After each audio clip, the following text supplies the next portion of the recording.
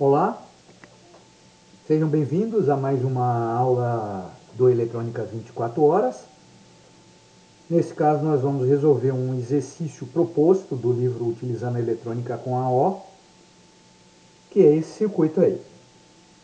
É pedido para explicar o funcionamento do circuito. Estou afirmando que ele é um ohmímetro linear. E como é que funciona? O que nós temos aqui? Primeiro que nós temos aqui um amplificador operacional que está na configuração inversora. Quer dizer, a tensão de saída é igual à tensão de entrada multiplicada pelo ganho, que é determinado pela relação entre essa resistência Rx e as resistências RA ou RB. Então, o amplificador operacional está como amplificador inversor de ganho determinado pela relação entre Rx e RA ou Rx e RB, conforme a seleção da chave. Se a chave estiver na posição B, o ganho do circuito é dado por Rx dividido por 1K. E a saída vai ser o ganho multiplicado por menos 1. Então, a saída, o ganho é Vs por Ve, é menos Rx dividido por 100, se a posição A for selecionada. Como o Ve é menos 1, então a saída é Rx dividido por 100. Por exemplo, se Rx for 1000 ohms, 1000 dividido por 100 dá quanto? Dá 10. Então a saída é 10 volts. Aqui temos na saída um voltímetro de fim de escala 10 volts, correto? Então, se a saída é 10 volts, o ponteiro vai até o final da escala, dando a indicação de Rx igual a 1K. Então, essa escala tem fim de escala, essa chave na posição A determina um fim de escala para uma resistência de 1K.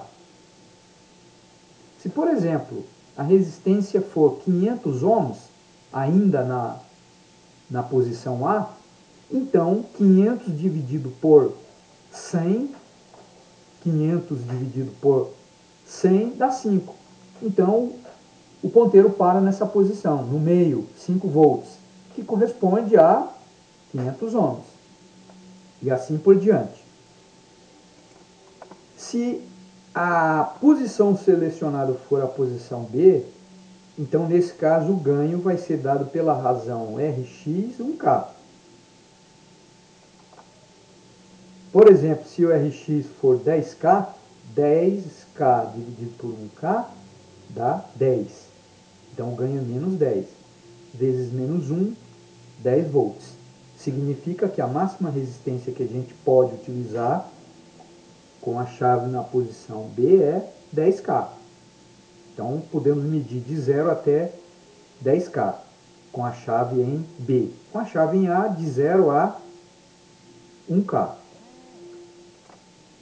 Por exemplo, se o Rx for 5.000 ohms, então o ganho vai ser 5.000 dividido por 1.000.